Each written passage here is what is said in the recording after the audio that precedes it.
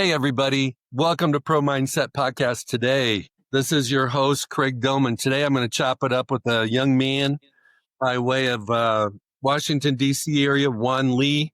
Juan, welcome to Pro Mindset. Hey, thank you for having me. I appreciate it.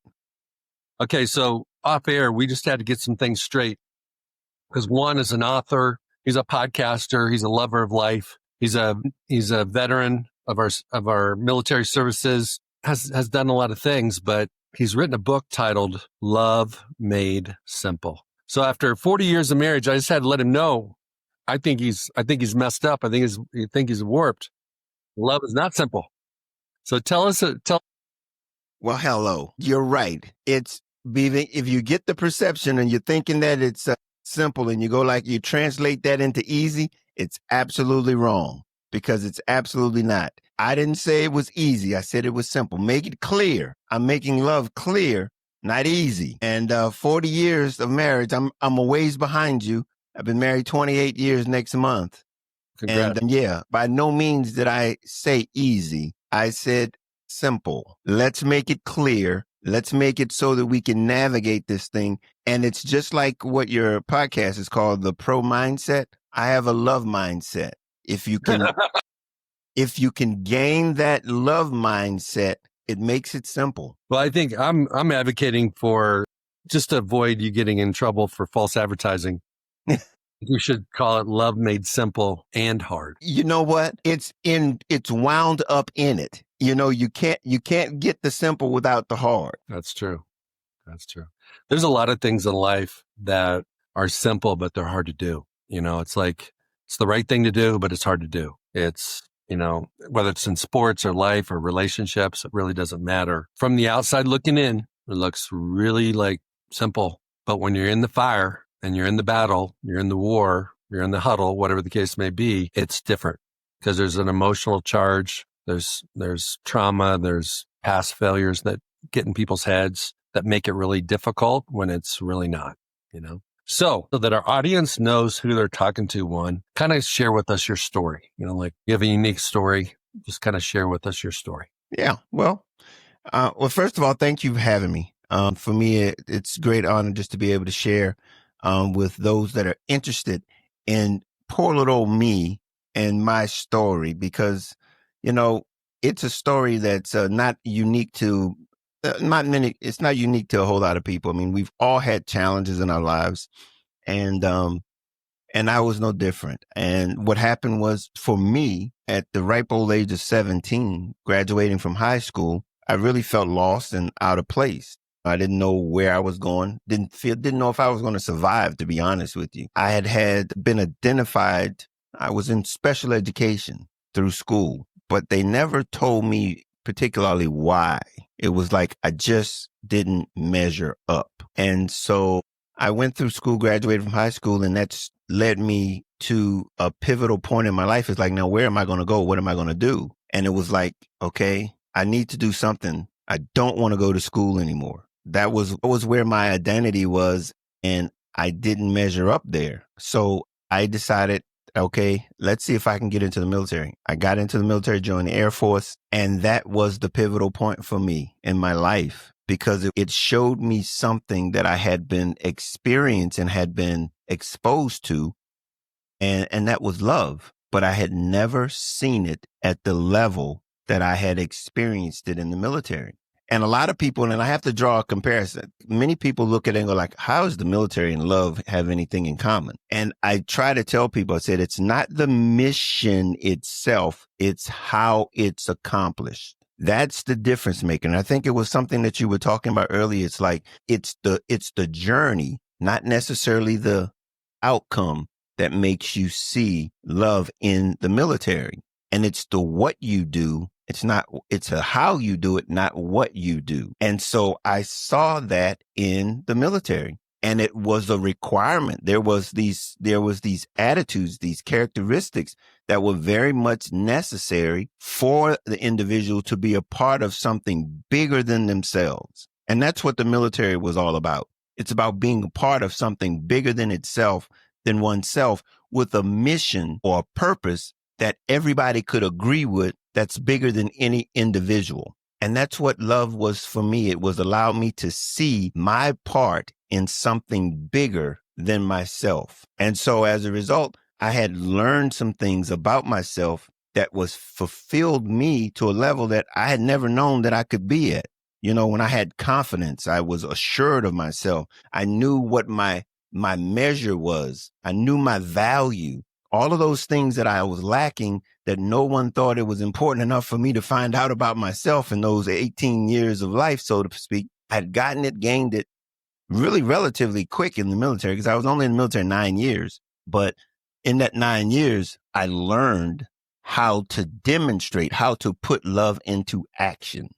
And that was basically how I came to the point of realizing that a lot of the things that we talk about love, it's not really putting it to action. It's a feeling, it's an emotion, but it's never used so that one could really see it and put it in its proper perspective and make it practical. And so, long story short, we fast forward to like 5 years ago, and I write this book called Love Made Simple, The Guide to Inner Peace, Contentment, and Success. And from that point, we have basically a nonprofit. I founded a nonprofit called Clear Journey, which the book and the foundation of the nonprofit is the book and the love mindset. And it's basically, how do we make love practical in our everyday life? And that's what we do over at our nonprofit at Clear Journey, is that we help people navigate life, transform lives through using the power of love, using the characteristics, the attitudes of love, so that you can navigate not only one, but all aspects of life. Okay, that's a lot. So it sounds like to me you found your identity when you got in the military, and you saw yourself differently than perhaps you saw yourself prior to that. High school can be brutal, especially if you're in special ed. You were, not the BMOC on campus. You were not leading the theater play. You were not the quarterback on the football team, all those type of things. How do you see the absence of love in our society today? How do I see it? Yeah. It's demonstrated in every area of our lives as it pertains to the struggles and the challenges that we're having. It's in how we process, how we are solving our problems, how we are, or lack of the inability of solving them correctly and properly. Because here's what love does. Love not only solves the problems that will solve the problem for me, but for those that are around me also. It's not something that's selfish. And right now we are operating in a very selfish culture, a very selfish environment. And so we can see how it's being neglected based on how we're acting towards one another. We're not demonstrating it. We want somebody to give it to us, that is love, but we don't want to demonstrate it to others. And what that takes is a sacrifice. In many cases, it takes, I'll give you my definition of love. Love is the ability to act on behalf of another without anything in return, without any expectation of anything in return. And for the purpose of it is that we have everything in common. We have everything in common. We seek to be divisive instead of inclusive. And with that being the case, we're always going to be missing out on the benefits of love. Okay, so the selfishness, what's the root cause of selfishness? Because in a lot of ways, selfishness and love are antonyms, they're opposites, right? Yeah. Here's when selfishness has a place in the development of love for others. And that is when you're able to develop yourself. Selfishness is in the sense of developing yourself so that you can then give it to someone else. We all have to develop ourselves. And that's where it's, let's be all that we can be. Everybody's not the best athlete. It was because they had sacrificed some things to become that athlete that they have chosen or they have accomplished. That meant that they had to spend some time on themselves. And that's selfish. Look, I'm going to put in the work on me so that I can in turn give it to others. And so that's the only time that we can look at it in the sense of being about me. And it's how what I can do for me benefits someone else. We all have that ability. We all have to do that because we can't give what we don't have. And we have to develop that which we have to give. And so, Yeah, there's a time, but what we've done is we've transposed that, and now we're going to take it on to being selfish into what I can get from someone else, what I can take from someone else. And that's not what it's intended to be. So that's why it's very difficult when we use selfishness along with love. They don't belong together. But so many times we look at love and we go like, what's in it for me? No. When we're talking about love, it's like, what do you have to offer? What are you bringing to the table? So is it fair to say that if you don't, the lack of self-development creates a person that is more apt to be selfish because they don't have that you can't give what you don't have. And so if you haven't really fully embodied who God created you to be, you can't pass it on. You know, that's a very interesting way that you put it. I haven't heard it put that way before, but in essence, you're absolutely right. But the problem that precedes that is that we don't know that that the reason and our purpose is to give. See, we've heard this saying, it's great, it's better to give than to receive. And we think that that's the most craziest thing in the world. That comes from a selfish mindset. If you thought about that from a very selfless mindset, you could gravitate to that in a minute.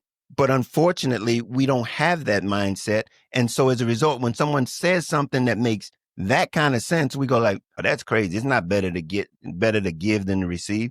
But understand this, you can't give what you don't have. And if you're able to give, that means you have to give. That means that you've been fulfilled. You have an abundance to be able to give. We run into problems sometimes where we give more than we have. And that's a problem because you're operating outside of what you have, your own gifts. That's not it. That's not good either. But when you're right there where you're supposed to be and you have an abundance of it, man, it's so easy to give it because it's in you. It just pours out of you. Okay. So for our listeners that are contemplating, how do I build a love mindset? What are the steps to build a love mindset? First thing is, I guess we've already touched on it a little bit. And that is the desire to want to make the transformation. Because the thing is that the real root of this thing is that we've got to change our mindset. We got to look at the thing and say, look, I can't getting the results that I'm looking for. See, if we think about the pro mindset that you have to deal with your athletes and stuff like that, you have to realize that many people that are athletes understand this. And that is, it's not until I realize that I've got to put the work in if I want to be able to get the accomplishment out of it.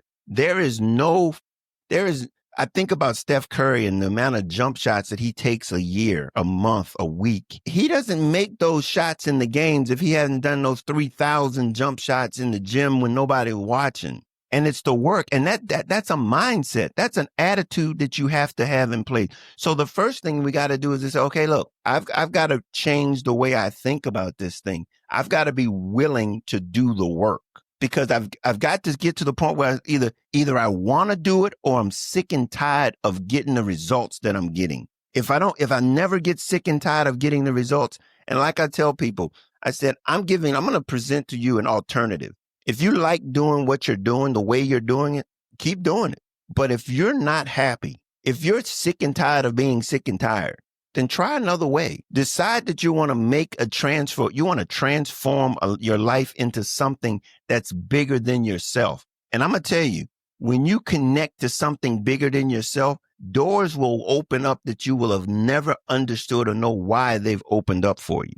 Because as you've just talked about, and I think we talked about it off camera before we started as it relates to the experience with your wife and the connections that you build as a result of being a part of something bigger than yourself. It transcends what you can do by yourself. And the next thing you said, what is the steps? The second step is to understand you need help. You're not in this thing alone. And when you realize that you're not in it by yourself, and here's the thing, nobody is in it by themselves. Nobody. And when you can accept the fact that nobody is doing this thing by themselves, you then begin to see the need that, guess what?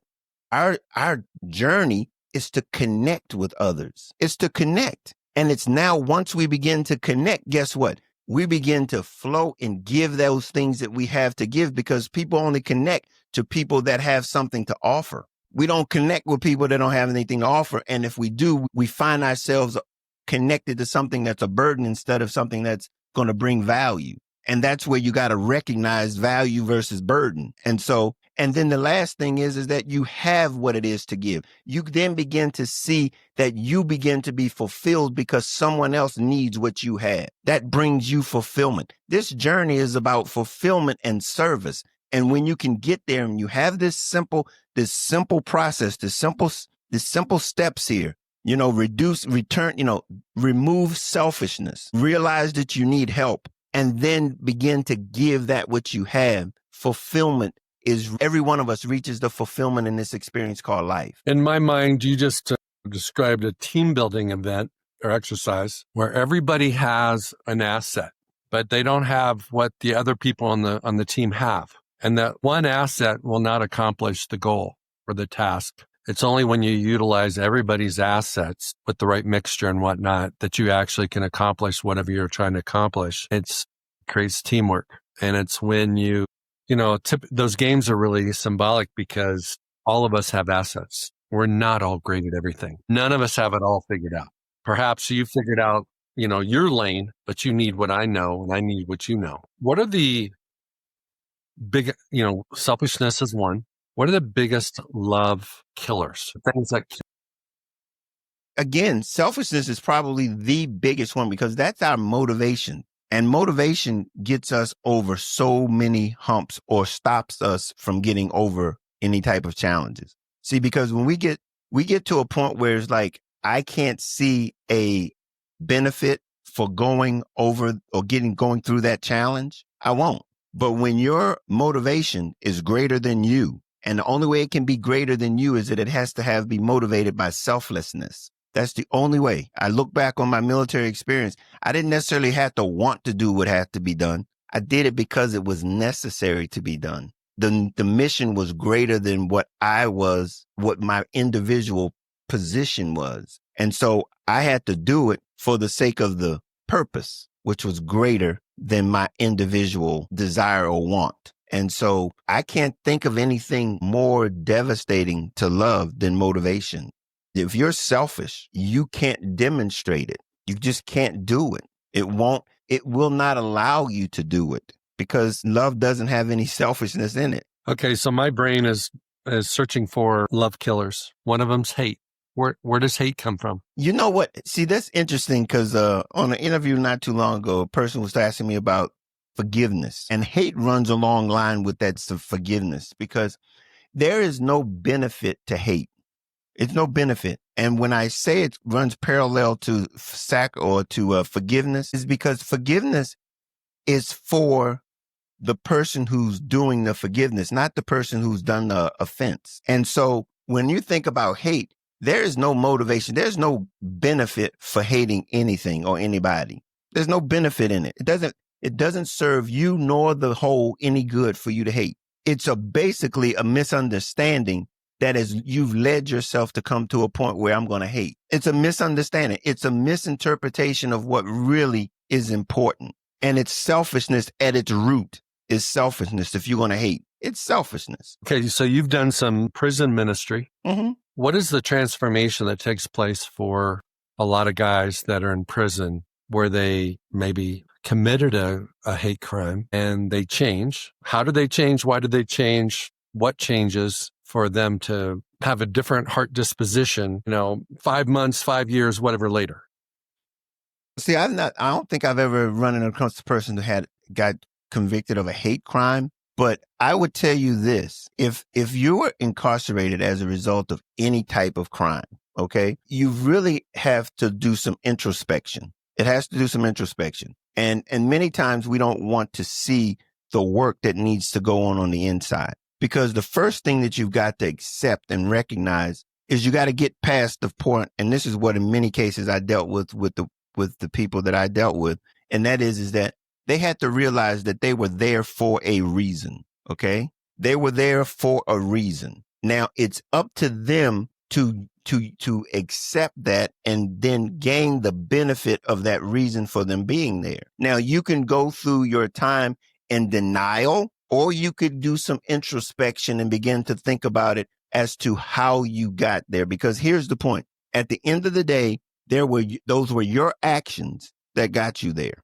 Those were your actions that got you there. Now the issue is now what mindset caused those actions? What mindset caused those actions? Now, if those actions, that mindset was driven out of selfishness, therein lies where you have to stop and begin to evaluate. See, our culture is not one. See, we want to say the people who get caught is the problem.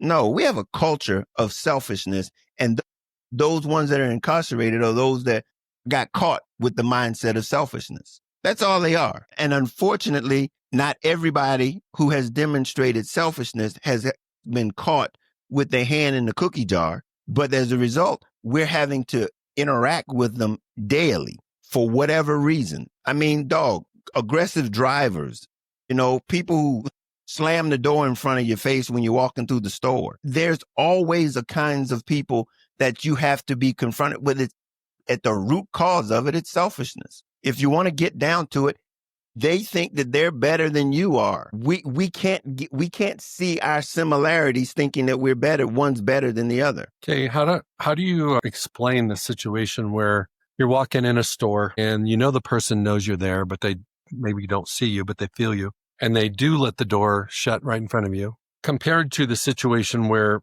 just the opposite. They feel it, and you're actually farther away from the door than they thought, and they continue to hold the door for a couple extra steps so that you can get the door. What impact do people have on people that are selfish, but the people that, almost like the energy bubble we're in, our karma, whatever you want to call it, mm-hmm. How does that impact someone's selfishness? Because there's probably a fair chance that people that are selfish aren't selfish all the time. Or you're saying that they don't know that they're selfish. Well, or are you saying that it's premeditated when they feel like it? Actions are not in alignment with their selfishness all the time. That's absolutely true. That's absolutely true. And the reason being is because there's nothing to demonstrate and have a need to demonstrate it. Here's the point. If it's love, it acts all the time. It acts out. Remember I said the definition? It's acting on behalf of another. That's the mindset. So if I'm coming into any type of interaction with you, you're my objective. You're the person that I'm want to work on behalf of. I'm acting on behalf of those who I come in contact with. I can't do this sometime. That's my motivation for loving all the time. I can't pick and choose who I want to demonstrate this mindset that I'm referring to, because that's what it is. That's my MO. That's the way I operate. So it's when you say, did it happen? They do it sometime and they don't do it other times. Love is intentional. I think that needs to just sit there. It's intentional. And just as it not doing it is intentional. Well, it's ironic that the athletic teams that seem to get to championships seem to win the big one. There's a lot of love and respect by and between the teammates. And they may not be best friends, but they've got respect and love for each other. And they are playing for one another. And they are unselfish. And when you've got in football running back by committee, or you've got some type of situation where one guy doesn't get to be the star because there's another guy that's maybe younger and almost as good, they find a way to make it work if they win. And on the other side of the coin, go ahead. Teams that have a tendency to lose, they're very selfish-minded. They're all trying to get their bag.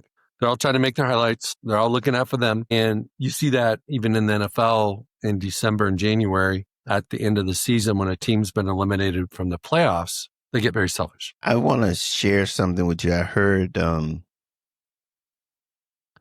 Daniels had an interview yesterday. They started minicamp. And he made a comment about how he connects with his teammates. And he said something I think that most people don't recognize or realize as to what makes a team work, what makes it work. He says, you don't establish the type of winning camaraderie or the winning attitude on the field. You build it off the field. And what do you mean? What does he mean by that? He said, and this is right up the alley here. He says it's when problems on the field occur, the confrontation that will be on the field is based on the relationship that was built off the field. See, confrontation is going to come. You know, he's got a job to do. Everybody's on the field got a job to do.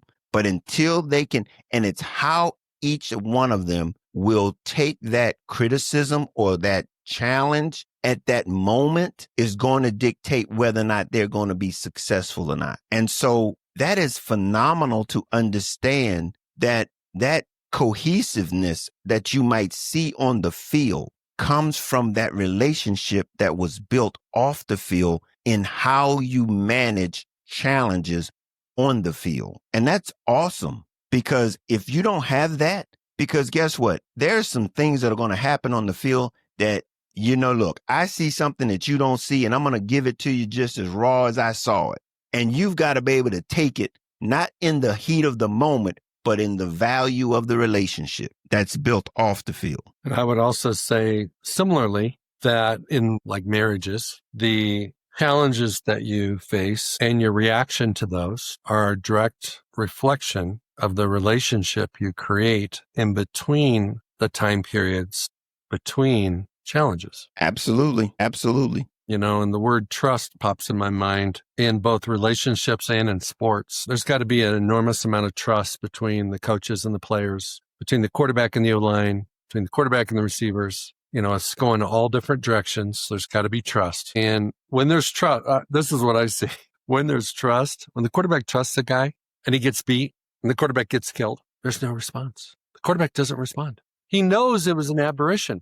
We know this is not the normal operating procedure. This was just a fluke. Hey, the defensive guy gets paid too. He's a professional as well. And sometimes he's going to beat, you know, one guy's going to beat the other. But the quarterback has no response. It's like next play. And when the quarterback doesn't trust those guys, he typically shows frustration. But most of the time, he doesn't show it against that guy. He almost, sometimes you'll see him yell at the coaches like that was a dumb play, right? Because he doesn't want to destroy whatever relationship he does have with that guy, because the next play he needs them to protect him again. So he can't dog cuss him or anything, but you see those players express an emotional response in some direction when that happens. Mm-hmm. Absolutely. It's a breakdown. It's a breakdown in that relationship that it supersedes the moment. And the moment became bigger than whatever the relationship was that they had or had put together, had built. Because I have to understand and know that you have my best interest in mind, just as well as you know that I have your best interest in mind. I'm not going to put you intentionally in a compromising position, and you vice versa. And that goes coaches and players, position players, linemen, all of us. You know, we're in this thing together, and I'm not going to put you in a compromising position so that you can't win, so that we can't win. Jaden Daniels has done a phenomenal job out there. In 1 year, he's given the whole Commander Redskin Nation hope that these guys can go places. I mean, they won a playoff game and beat the number 1 seed and on the road and all this stuff. So the sky's the limit if they can pay the receiver. Well, I mean, it was a perfect storm though, because I don't think that we haven't had good athletes in Washington over the last 20 years, but unfortunately, success starts at the top. Yeah, there's a million stories about that. Dan Snyder was one of one. Unfortunately, you can't cover it up either. When you look at the statistics, you look at the numbers, you can't cover it up. Yeah. Okay, so Juan, you had something happen at 37 years old. Share with everybody what happened at 37. That was an aha moment that made my life journey, gave it a little bit more clarity. Up until that point, I had been fighting a ghost. I'd spoken to you about the fact that I was in special education. And the special education, no one really told me what my problem was other than the fact that I didn't measure up. So they put me in special education. At 37 years old, now let's put it in perspective. I've gone to the military, came back from the military, would say after 9 years was relatively successful in the military. I got out as an E5, had just re-enlisted, but put it into context. It was right after Desert Storm, and they were downsizing the military. So I took the early out and got out because I had gotten this revelation, this inside information as it relates to this love mindset. But at that age of 37, I realized that I had a learning disability. And that learning disability was a memory deficiency, which in turn explained how difficult everything that I tried to accomplish was. But my accomplishment preceded me knowing about it because I had built up that tenacity. I had built up that responsibility, those attitudes of love inside of me that would not allow me to quit, would not allow me to lose at life. But it was so clarifying to know that I no longer had to fight that ghost. And I tell you, at that point, things began to be I became liberated. I was liberated because up until then, I was fighting a ghost. It was like, why do I have to struggle so hard? Why do I have to work so hard? Why do I have to go through so much? Because everything, it was literally like it went in one ear and out the other. And I had to then find the way, but I had already beat it before I even knew what it was, to be able to get to the point where I was in life. Because I remember when I took the test to find out that I had the learning disability, the guy who administered the test to me was like, I can't understand. I don't know how you got to where you are in life without knowing this. So what was your adaptation? What was your method for overcoming your learning disabilities related to maybe inability to remember things at maybe an average level? I'm just making this up. I don't know. Well, here's my biggest ace in the hole. And that was what I had to deal with. And that was to realize that first and foremost, I had to accept help. Okay. And it was in a way in which I demonstrated my desire to want to be a part of other operations, other situations, and allow myself to learn on my own schedule. I had to accept and embrace the fact that I wasn't going to do it on my own. And there was so much that I didn't know that I didn't know. I needed to embrace myself, the opportunity to learn as much as I can, whenever I can. So I was open to learning. That was something that while I was in school, I had no idea the value of learning. It was so frustrating to learn that I didn't want to do anything about it. So my thing was I needed to find a way to learn my way. And so I figured out to be being a participant, being involved in things was ways that I would learn. And then I would learn it in a way that I would make it practical. I would apply it as I was learning it. So I began to be hunger and thirst to want to know. That was the key thing. And then the fact that I wasn't going to be held up by time. See, time, when you put a timer on me, I froze. So I tried to work in environments and in situations where there was no time involved, where I could actually do what I knew I needed to do, not knowing what was my problem, but I knew if I had enough time, I could do it. So I began to put myself in position in places where I could be able to navigate the experience on my terms. So those were the things that really helped me to get to the place where I am today, and even allowed me to be able to retire at 55 years old and start my own nonprofit and write my book and begin to speak and teach on the fact of this love mindset, because this thing works when you actually put the effort and the work in to changing your attitudes, because that will indeed change your outcome on life. Because I was hopeless with no directions, no instructions, no directions or guidance, but I incorporated these principles, these attitudes and ideas in my daily actions. And they showed themselves to be beneficial in everything I did, not only for myself, but for those that are around me. And it's that ability to be, okay, say, I'm only a small part, but I know my part. I know my part. And when it connects to other people, people can see the value that I bring because they need what I have. What's interesting is that when you understand maybe 20 years after high school what the issue was, and for those 2 decades, you adapted, you figured it out, you found a way. And I think a lot of us do that because I don't think at any given time in our lives do we always know what our situation is. And a lot of times later in life, it's revealed to us. But I think the cool thing is that you had the the motivation, the attitude, the perspective, just to like keep going. And I think if there's any message in today, besides just the whole love thing, is despite being imperfect, despite being inadequate, you can still be successful. Just given the tools, finding your space, that thing that's uniquely yours makes you valuable, because that's what it's all about. No one's a mistake. Everybody has purpose. Everybody has uniqueness that no one else has. I think many of us fail to realize that we are an original. Yeah, we're all made in the likeness of God, but we're all one of one. We're all unique. And we were here for a reason. Yep. So that kind of begs the question. I think social media, our culture, maybe even the school system, the sociology of our school system is all about finding problems with our uniqueness. And our real value is in our uniqueness. And because of peer pressure and everything else, we don't want to be different. We want to fit in. Well, the people that embrace their uniqueness are the ones that are really recognized. And the people that want to fit in are the ones buying tickets to watch them play or watch them sing.